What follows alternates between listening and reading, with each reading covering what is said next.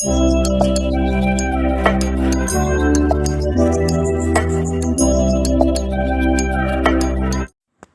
Friends, நம்ம நெய் சோறு தாங்க செய்ய போகிறோம். வாங்க எப்படி செய்கிறதுன்னு பார்க்கலாம். நான் எப்போதுமே சாப்பாடு ஆக்கிற அரிசி 1/2 கிலோ எடுத்துக்கிட்டேன். நீங்கள் எந்த அரிசியோ அந்த அரிசி நீங்கள் 1/2 கிலோ எடுத்துக்கோங்க. இப்போ கொஞ்சமாக ஆயில் சேர்த்துடலாம்.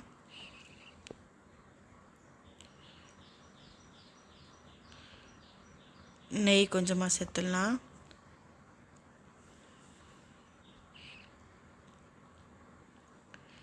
ஏலக்காய் 3, அன்னாசி பூ, பட்டை 2, கிராம்பு 3, பிரிஞ்சி இலை சேர்த்துருக்கேன். வெங்காயம் நார்மல் சைஸில் ஒரு 3 வெங்காயம் எடுத்திருக்கேன். ஏன்னா நான் 1/2 கிலோ தான் செய்ய போகிறேன். 3 பச்சை மிளகாய்.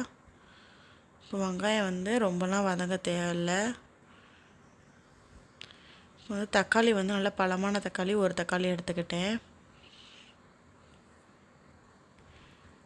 வெங்காயம் தக்காளியும் லைட்டாக வதங்கிருச்சு. இஞ்சி பூண்டு பேஸ்ட்டு 1/2 ஸ்பூன் சேர்த்து இப்போ நம்ம பிரட்டி விட்டுறலாம்.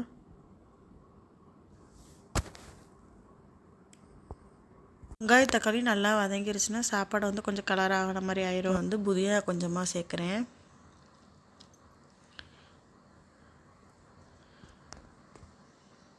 மல்லிக்கீரை கொஞ்சமாக சேர்த்துடலாம்.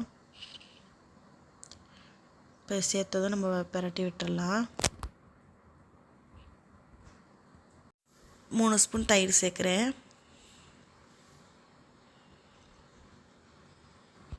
சேர்த்து பிரட்டி விட்டுறோம். யாரும் நெய் சோத்துக்கு அவ்வளோதுக்கா தயிர் சேர்க்க மாட்டாங்க. தயிர் சேர்த்தோம்னா சீக்கிரம் சாப்பாடு வீணாக போகாது. அதனால தான் தயிர் சேர்த்துருக்கேன். கொஞ்சமாக முந்திரி பருப்பு சேர்த்துருக்கேன்.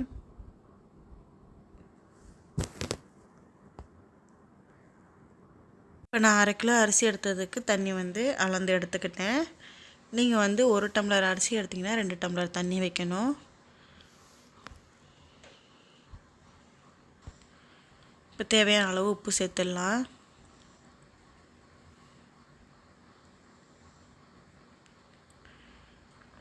இப்போ இந்த தண்ணி கொதி வரட்டும். இப்போ தண்ணி கொதி வந்துருச்சு. நம்ம எடுத்து வச்சுருக்க அரிசியை தண்ணியை வடிகட்டி இந்த அரிசியை நம்ம சேர்த்துடலாம். சேர்த்துட்டு நம்ம இதை ஒரு பிரட்டி விட்டுடலாம். இப்போ நம்ம குக்கர் மூடி போட்டுடலாம். 3 விசில் விட்டு எடுத்தாச்சு. சூப்பரான நெய் சோறு ரெடி ஆயிடுச்சுங்க. என் வீடியோ ஃபஸ்ட் டைம் பார்க்குறீங்கன்னா சப்ஸ்கிரைப் பண்ணிடுங்க. லாஸ்ட்டில் நம்ம கொஞ்சமாக நெய் சேர்த்துடலாம். உங்களுக்கு தேவைப்பட்டால் நெய் சேருங்க, இல்லாட்டி தேவையில்லை. அவ்வளோதாங்க, நெய் சோறு ரெடி ஆயிடுச்சு.